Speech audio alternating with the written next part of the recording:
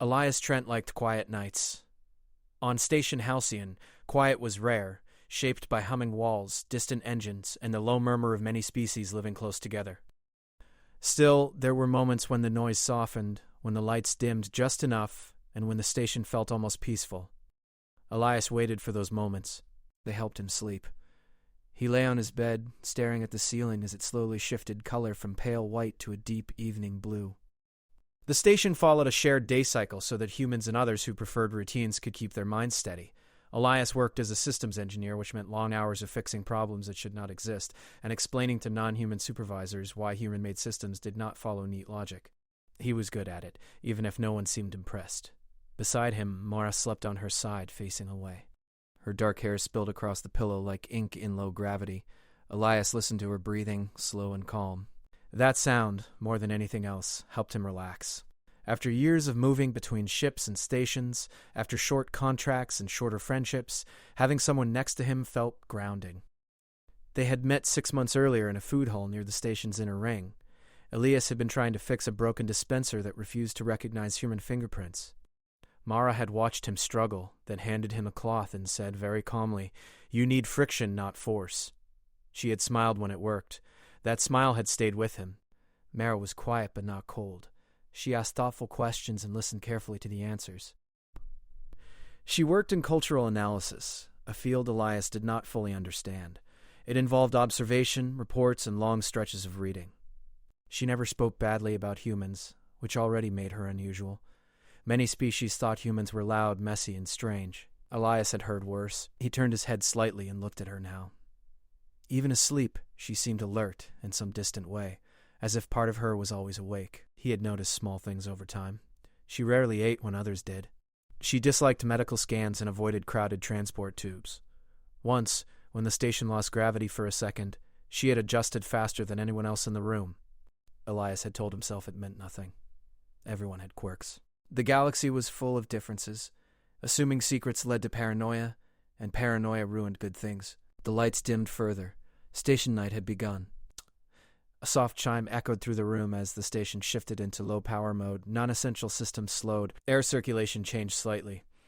Elias felt the familiar pressure shift in his ears. He closed his eyes.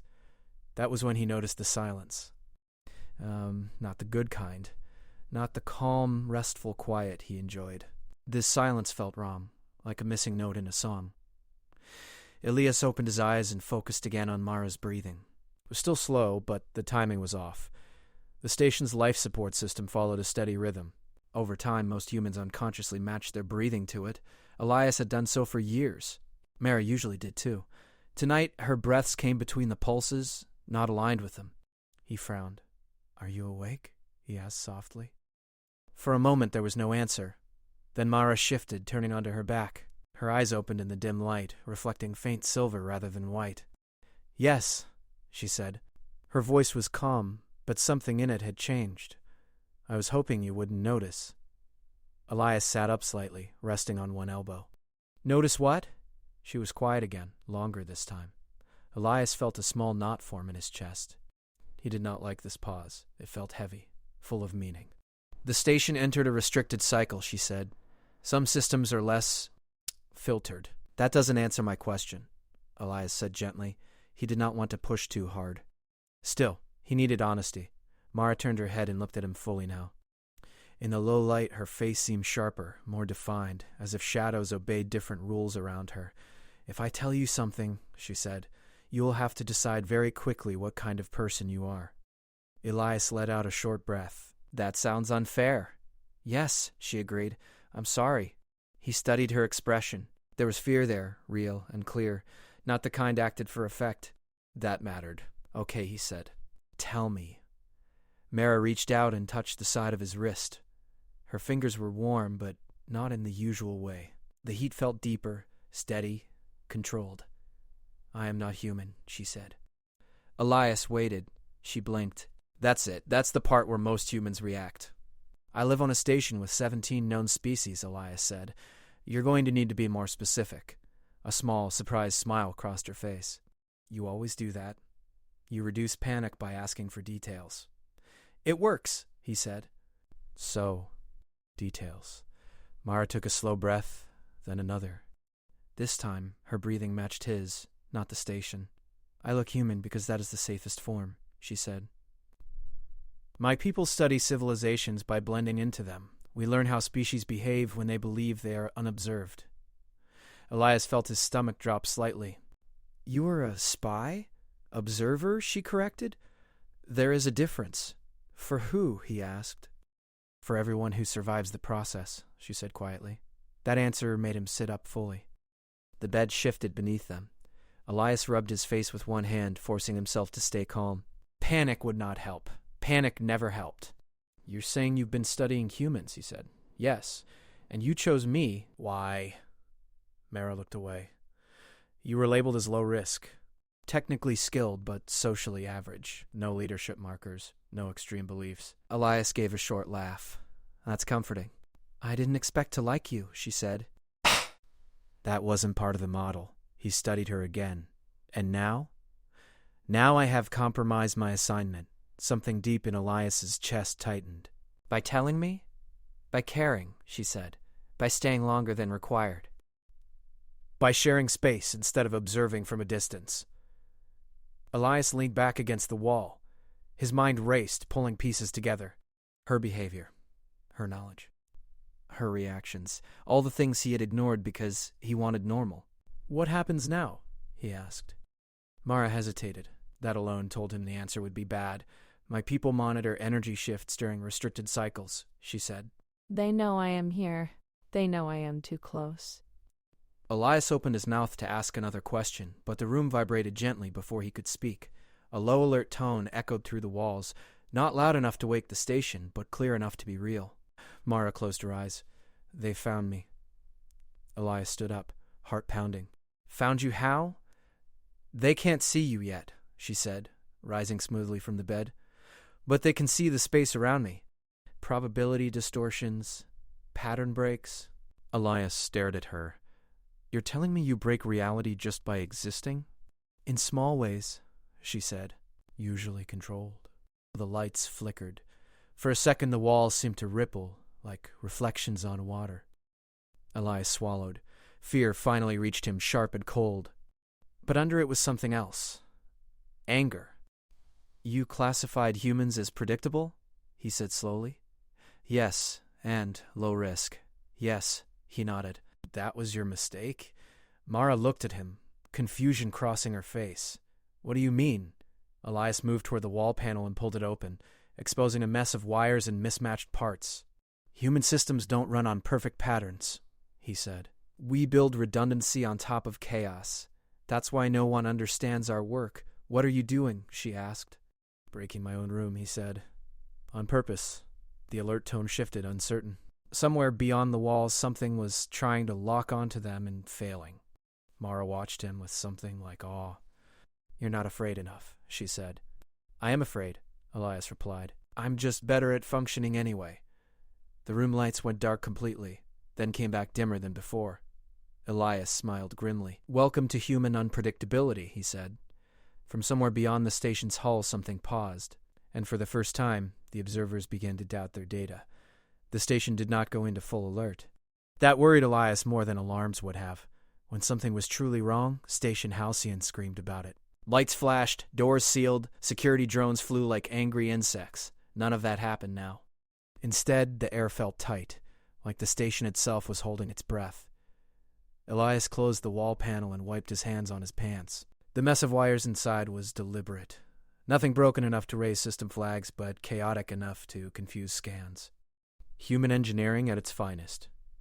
Mara stood very still near the bed. In the darkness, her outline looked almost wrong, as if the space around her bent just slightly inward. When she moved, it was smooth, controlled, with no wasted motion. They will try indirect methods first, she said. Environmental pressure, data probing, psychological stress. Elias looked at her. That sounds like a bad work review. She gave a weak smile. For my species, it usually ends with extraction. And for the people around you? Her silence answered that. Elias felt the anger rise again, hot and steady. So they'd erase me, he said, because I got too close to your study. Yes, Mara said quietly. They would remove the variable. Yeah, Elias muttered. Humans hate being called variables. Another vibration passed through the floor, stronger this time. Elias staggered slightly, but Mara did not move at all. The station's predictive systems are being accessed, she said. Not hacked. Pressured. They're asking questions the station was never designed to answer. Elias swore under his breath. Station Halcyon ran on shared governance. Too many species, too many rules, too many layers of permission. It made the place stable but slow, very slow. They're not attacking, he said, thinking aloud. They're waiting for the station to give you up. Yes, Mara replied. Most systems do.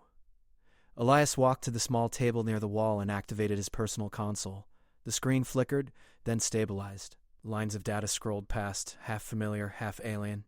Okay, he said. Then we don't let it. Mara stepped closer. Elias, this is not a threat you can outwork. My people do not use force unless necessary. They use certainty. Eventually, systems choose the path of least resistance. He glanced at her. You've never dealt with humans under pressure. She studied his face. You're serious. Dead serious, he said. Humans don't choose least resistance. We choose the option that annoys us less. Another alert chimed, sharper now. Elias's console flashed a request. SY stem integrity query. Non-standard parameters detected. He laughed softly. That didn't take long. Mara's eyes widened slightly. They're already interacting with you? Not me, Elias said. My tools. He tapped quickly, rerouting permissions through obsolete human protocols that most species considered inefficient and outdated. The station hesitated, unsure whether to trust the request or ignore it. Mara watched in silence. You're making yourself visible. Good, Elias said. Let them see the wrong thing. The room temperature dropped by 2 degrees. Elias shivered. They're isolating this section, Mara said, trying to narrow probability fields. Fine, Elias replied. We'll widen them. He accessed the maintenance grid and triggered a series of minor, harmless faults across nearby corridors. Flickering lights, delayed doors, inconsistent gravity by a fraction of a percent, nothing dangerous, everything annoying. The station groaned, metaphorically speaking. Mara stared at him. You're turning the station into noise. That's how humans hide, he said. In plain sight under clutter. For the first time since the whisper, Mara looked uncertain. My people value clarity. Efficiency. Predictability. Elias nodded. That's why you keep underestimating us. The console beeped again. A new message appeared, this one different. No station identifiers, no known language structure. Mara inhaled sharply.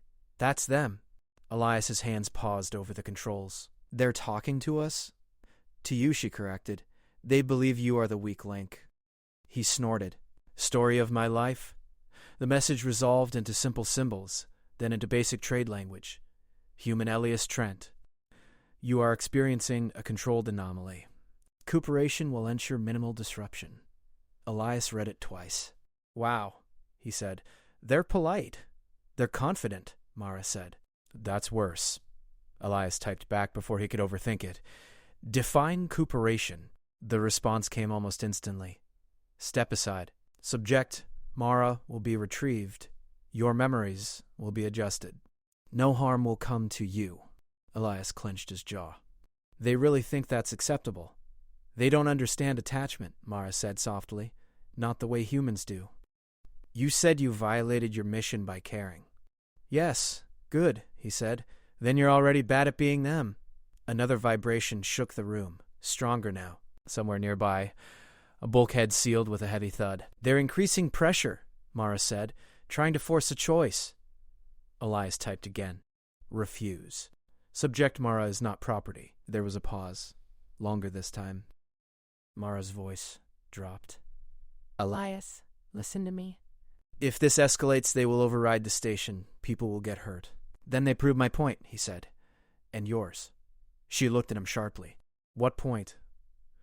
That humans are background noise, Elias said. We matter. Even when you don't plan for us. The reply arrived, colder than before. Human emotional responses confirmed. Irrelevant to outcome. Elias smiled without humor. There it is. He opened another channel, this one internal. routed through human-only subsystems that most other species ignored, old emergency networks originally designed for disasters and wars. Quiet, forgotten. Who are you contacting? Mara asked. People who hate being ignored, Elias said. Within seconds, responses flickered back, confused. Curious? Alert? Elias typed fast, summarizing just enough to get attention without triggering panic. Unknown external force, non-hostile but coercive. Station integrity at risk. A pause. Then replies flooded in. Security officers, engineers, medical staff. Humans, mostly. A few others who had worked with humans long enough to understand their instincts. Mara watched the data scroll. You're mobilizing. Not officially, Elias said. Official channels would freeze. This is social response. She tilted her head. Your species coordinates without hierarchy. We call it complaining, he said. It scales surprisingly well. The room lights flickered again, then stabilized. The cold stopped increasing. They're adjusting, Mara whispered. They didn't expect this. Elias leaned back against the table, breathing hard now. The fear had not gone away. It had simply found something to lean against. Another message appeared. Human responses statistically anomalous. Tell me something I don't know, Elias muttered. Mara stepped closer to him. Her hand brushed his arm. If this continues, she said, my people may reassess humanity. He met her eyes. As what? She hesitated. As a variable they can't remove. The station hummed louder now, like a giant waking up. Somewhere far beyond the hall, unseen observers recalculated. And for the first time in a very long time, they were no longer certain of the outcome. The station changed its tone. It was subtle at first, a shift in vibration that Elias felt through the soles of his feet. Station Halcyon had many sounds, but this one was different. It was deeper, steadier, like a giant machine waking from careful sleep. Elias had only felt it once before, during the major reactor fault years ago. Back then, humans had fixed the problem while 3 committees argued about responsibility. Mara felt it too. Her posture stiffened, her head tilting slightly as if listening to something far away. They're recalculating, she said. This level of response is unexpected. Elias rubbed his hands together, trying to keep his nerves steady. Good. Unexpected is where humans live. On the console, new data streams appeared. Not alerts, not warnings, but activity. Systems talking to systems.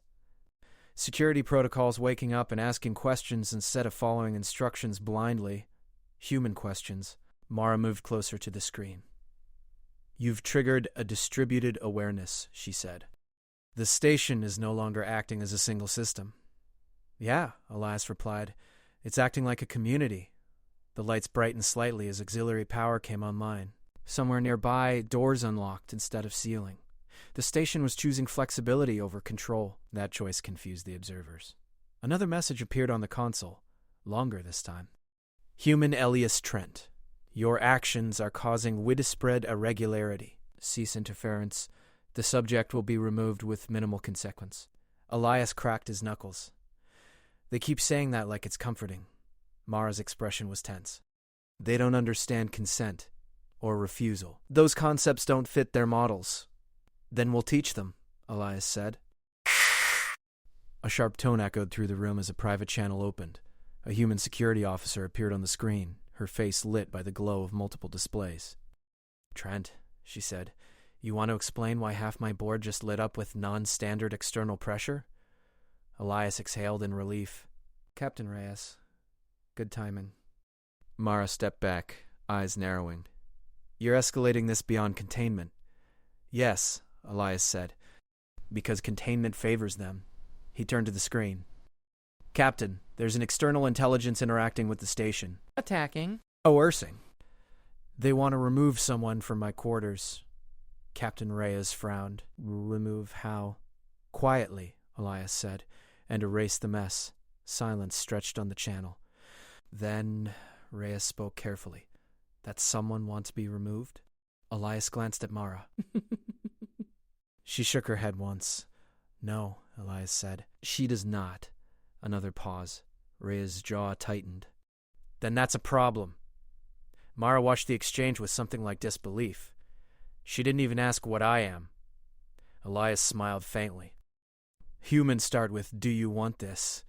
Everything else comes later. Rhea spoke again. Engineering is reporting strange signal shadows.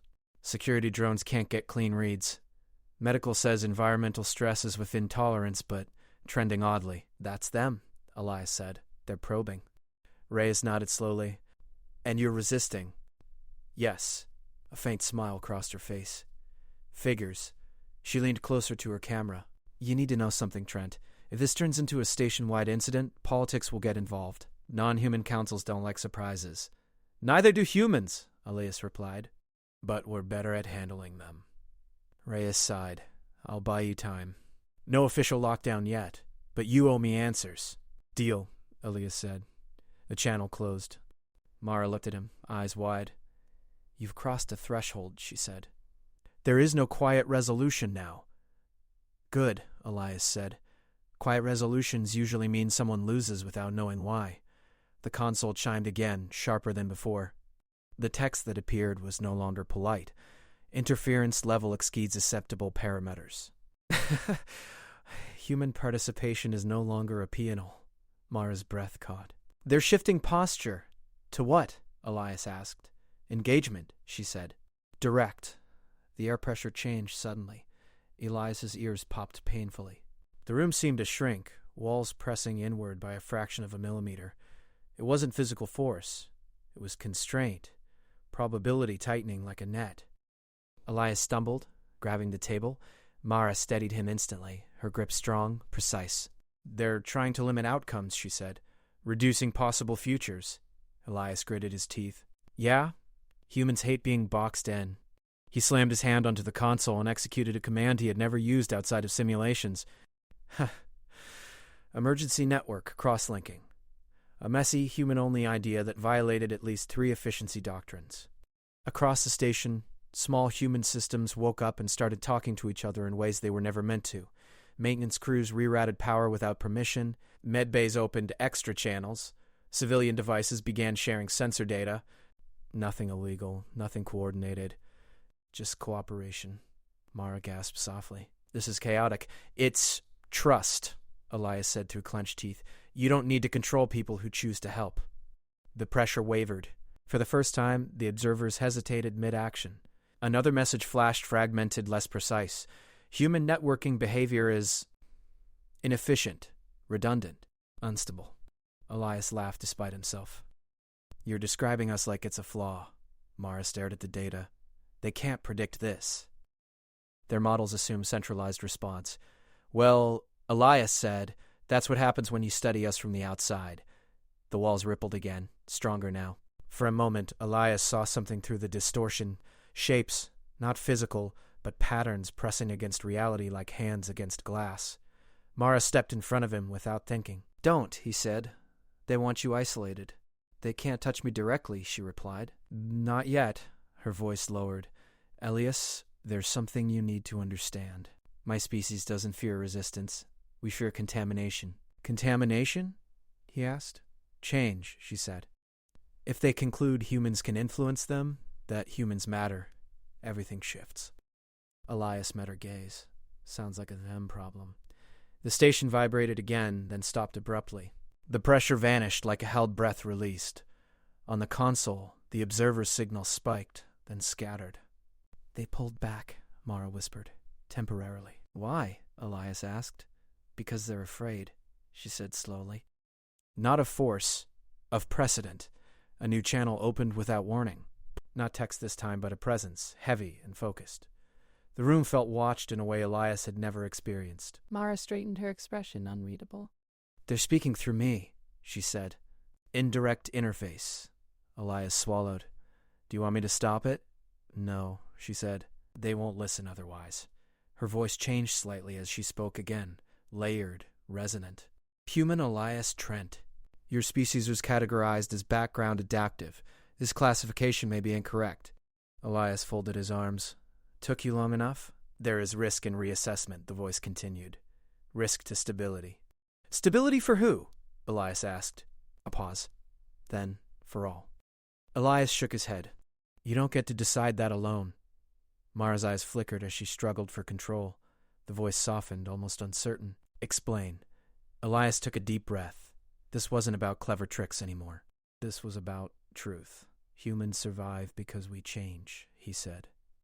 We argue, we fail, we try again. You study from a distance. We learn by being inside the problem. The presence seemed to press closer. You form bonds, it said. Inefficient. Dangerous. Yes, Elias replied. And powerful. Silence filled the room. Then the pressure lifted completely. The presence withdrew, leaving Mara gasping softly as she sagged against the wall. Elias caught her before she fell. For a long moment, the station was quiet again. They didn't win, Mara said weakly, but they didn't lose. Elias helped her sit on the bed. That's okay. Humans are patient. Outside the hull, unseen minds adjusted their models, adding new warnings where none had existed before. Humanity was no longer just noise. It was becoming a question. The station did not return to normal. It pretended to, though. Lights settled into their usual cycle. Temperature stabilized. The low hum of engines smoothed out, careful and familiar. To most of the people on Station Halcyon, the strange moment passed like a dream half remembered. A system delay here, a flicker there. Nothing worth reporting, but Elias felt it. The silence was different now. Mara sat on the edge of the bed, shoulders slightly hunched, her hands folded together as if she needed to remind herself how they worked. Elias knelt in front of her, watching her face closely. Can you stand? He asked. Yes, she said, though her voice was quieter than usual. I just need a moment. He nodded and stayed where he was. He had learned that humans often rushed moments like this, trying to fix discomfort instead of letting it exist. Mara had taught him patience without meaning to. They touched you, he said carefully. Not physically, she replied. But they pressed close, closer than they ever have. Elias swallowed. Are you hurt? She shook her head. No. Conflicted. That makes two of us. A soft chime came from the console. Not an alert. A request. Mara looked at it and went very still. That's not the station. Elias stood and moved beside her. The message was simple. Request for dialogue. Terms non-coercive. Location, neutral interface. Elias let out a slow breath. They want to talk. Yes, Mara said. That means they're unsure. Good, he replied. I like it when powerful beings are unsure. She looked up at him, searching his face. This is dangerous. Not for you. For me? How? He asked. If they change their classification of humanity, she said, they may also change their judgment of me. Elias frowned. You mean punishment? Or worse, she said softly. Reassignment. To where? Far away, she replied. Where influence cannot spread. Elias felt something cold twist in his chest. So this conversation could cost you everything. Yes! He didn't hesitate. Then we don't do it. Mara stared at him. Elias, listen. If we don't, they will continue observing. Quietly. Carefully. Humanity will remain something they think they can manage. And if we do? He asked. Then they may realize they can't, she said, and that frightens them. Elias ran a hand through his hair. You're asking me to risk you for my species. I'm asking you to trust me, she said, the way I trusted you when I told you the truth. The words landed heavy. Elias looked around the room.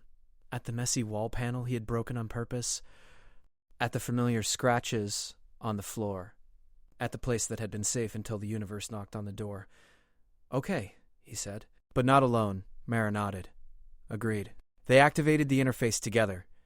The air in front of them shimmered, not like a hologram, but like heat rising from stone. Shapes formed, not bodies, not faces, but patterns that suggested attention. Elias felt watched again, but this time without pressure.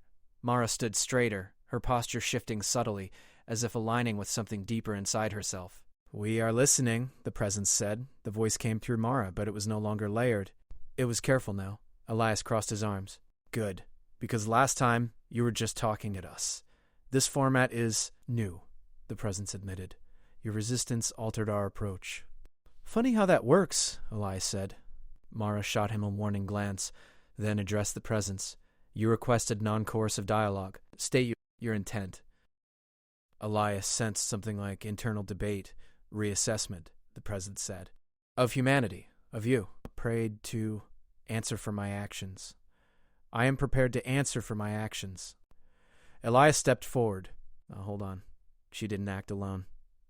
The presence shifted its focus. Elias felt it like a weight moving. You are the catalyst, it said. Unremarkable individual by our previous measures. Elias smiled thinly. Story of my life. You altered probability outcomes beyond expected thresholds, the presence continued. Explain. Elias took a breath. This wasn't a system he could hack. This required something else. You studied humans like a machine studies weather, he said. From above, from a distance. You saw patterns, not people.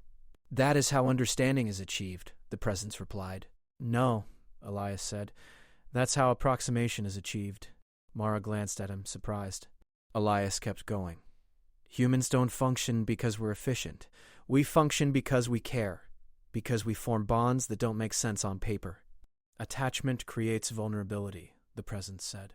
Yes, Elias agreed. And responsibility, when someone matters to you, you change.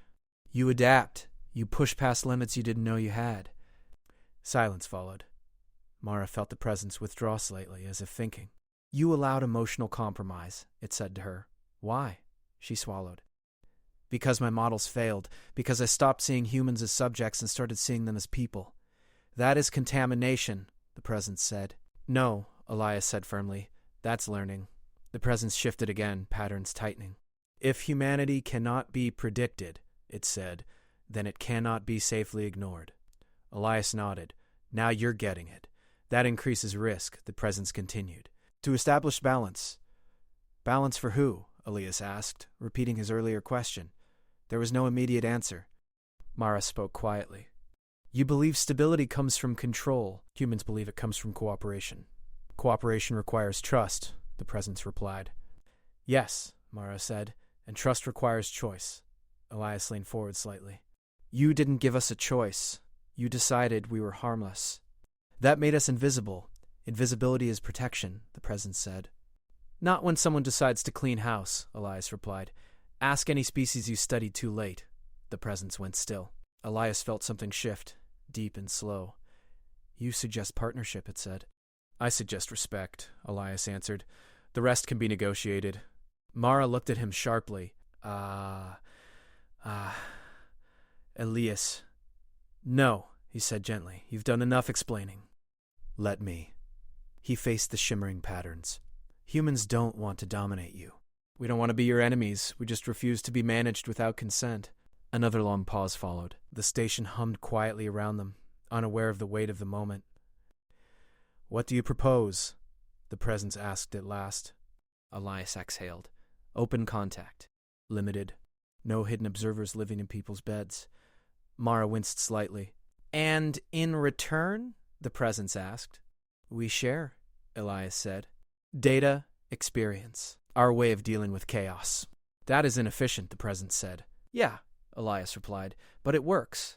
The patterns pulsed once. There will be resistance, the presence warned. Within us. Within you. Humans are very familiar with that, Elias said. The presence turned its focus back to Mara. Your assignment is compromised beyond recovery. Mara stiffened. But, it continued, your contamination has yielded valuable insight. Elias held his breath. You will remain, the presence said, not as an observer. Mara's eyes widened. Then as what? An intermediary, the presence replied. A bridge. Elias let out a breath he hadn't realized he was holding. Mara's voice trembled slightly. And humanity? Reclassified, the presence said. From background adaptive to strategic unknown. Elias laughed softly. That sounds about right. The shimmer began to fade. This dialogue will not be recorded, the presence said. For now. For now, Elias echoed. The interface vanished. The room felt suddenly empty. Mara sank onto the bed, exhausted. Elias sat beside her, close but not touching, giving her space. They didn't promise safety, she said quietly. No, Elias replied, but they promised attention. She looked at him. You changed everything. He shrugged. Humans do that. Accidentally. Outside the room, the station continued its routines. Inside distant minds, new warnings and questions formed. Humanity had crossed a line it didn't know existed, and the universe had noticed. The days after the dialogue felt heavier than the days before it. Station Halcyon moved on the surface like nothing had changed. Ships docked and departed. Markets opened on schedule. People complained about food quality, gravity levels, and management decisions. Life continued, loud and ordinary, but underneath it all, something new had settled into place, like a quiet tension woven into the walls. Elias felt it every time he walked the corridors.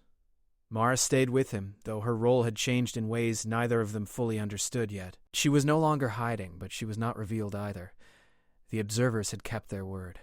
No more pressure, no more probing, just attention. Attention was worse than fear. Elias sat at his work terminal, reviewing system logs that no longer behaved the way they used to. Not broken, just curious. The station's human-built subsystems were talking more freely now, sharing data without being asked, adjusting themselves based on patterns that no central authority had approved. It reminded him of a city waking up. "You feel it too," Mara said from behind him. He turned his chair. "Yeah, like the station learned something and hasn't decided what to do with it." She nodded. "My people call this phase instability. Humans call it growth," Elias replied. Mara smiled faintly. "That's what worries them." She moved closer, resting a hand on the edge of his desk. Since the dialogue, she seemed more present, less divided. As if choosing a side had allowed parts of her to align. "They're watching how humans respond to being noticed," she continued. "Whether you change." "We already did," Elias said. "We just didn't know why." A soft tone echoed through the room. "An incoming request. Official this time." Elias frowned. "That's security." Mara stiffened. "Are you in danger?" He shook his head. "If I was, they wouldn't ask." The screen lit up with Captain Reyes' face. She looked tired but focused. "Trent," she said, "you have a moment?" "Always," he replied. She glanced off screen briefly, then back. "Are seeing shifts, not problems." Changes. Human systems adapting faster than expected. Elias raised an eyebrow. Unexpected by whose standards? Reyes gave a short, humorless smile. "Not ours." Mara watched quietly, her expression careful. "There are questions," Reyes continued, "from councils, from non-human leadership. They want to know why human infrastructure suddenly became so resilient." "What did you tell them?" "That humans are social engineers," Reyes said, "even when we pretend we're not." "Fair." Reyes' gaze sharpened. "Off the record, Trent, did we just get upgraded?" Elias exchanged a look with Mara. "Depends how you define upgraded," he said. "More responsibility, less privacy." Reyes nodded slowly. "That tracks." The channel closed. Mara exhaled. "They're beginning to ask the right questions." "Humans always do," Elias said. "Eventually." Days turned into weeks. Small things changed first.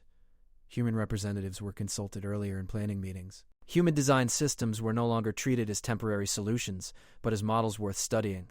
Non-human engineers began asking questions instead of issuing corrections. It wasn't smooth. Some species resisted. Others were curious. A few were openly nervous. The observers remained silent, but their presence lingered like a shadow just out of sight. Mara became busy in ways Elias hadn't expected. She wasn't gathering data anymore, she was translating. Explaining humans to the observers, and the observers to humans without letting either side flatten the other into something simple. It was exhausting work. One night, Elias found her sitting in the dark, staring out the viewport at the slow spin of distant stars. "You okay?" he asked. She nodded, then shook her head. "I don't know." He sat beside her. They watched a cargo ship drift past, lights blinking in careful rhythm. "I used to believe my species protected balance," she said. "That we prevented chaos by guiding development quietly. And now?" Elias asked. "Now I see that balance without choice is just control," she said. "And chaos without care is destruction. Humans sit somewhere uncomfortable in between." Elias smiled slightly. We're very good at uncomfortable. She turned to him. "Do you regret this?" He considered the question seriously. "No. Do you?" She was quiet for a long time. "I regret that it took me so long to see you as equals." He reached for her hand. You're here now. She squeezed his fingers. "Yes," I am. The first official meeting between humans and the observers did not happen in a grand hall or through powerful channels. It happened in a shared working space, cluttered with tools, half-finished projects, and mismatched furniture, on purpose. Elias was not meant to be there. He knew that. He went anyway. The observers did not manifest fully. They used the same indirect interface as before, careful and limited. Human representatives sat in a loose circle, some curious, some tense, all alert. This environment is suboptimal, the observers noted. A human engineer shrugged. So are we. You get used to it. Mara stood between them, steady and calm. This meeting is not about dominance, she said. It is about coexistence. The observers hesitated. Humanity's unpredictability remains a concern. A human doctor spoke up. So does yours. That surprised them. You observe without consent, the doctor continued. You intervene without accountability. That makes you unpredictable to us. Silence followed. Elias watched carefully. This was the moment. Not a victory, a test. After a long pause, the observers responded. We acknowledge this asymmetry. It wasn't an apology, but it was close. Over time, boundaries formed, not clean lines, but living agreements. The observers withdrew their covert presence. Humans agreed to limited transparency. Knowledge flowed slowly, unevenly, but honestly. No one won. No one lost. The galaxy adjusted. Months later, Station Halcyon felt different in a way Elias couldn't fully explain. Less like a waypoint. More like a home. He and Mara walked the inner ring together, blending into the crowd. She no longer hid what she was, but she also wasn't defined by it. To most, she was just another resident, another voice in the noise. That was enough. You know, Elias said, watching a group of children from 3 species argue over a game, the observers are probably still confused. Mara smiled. They will be for a long time. Good, he said. Confusion keeps people honest. She leaned into him slightly as they walked. My species once believed humans were background noise. Elias chuckled. We get that a lot. They were wrong, she said. You're not noise. He looked at her. What are we then? She thought for a moment. A signal, she said. One that changes the system just by being heard. Elias smiled, warm and tired and proud. Far beyond the station, unseen records were updated, warnings rewritten, assumptions discarded. Humanity was no longer something to be studied quietly. It was something to be listened to. And the universe, for the first time, was paying attention.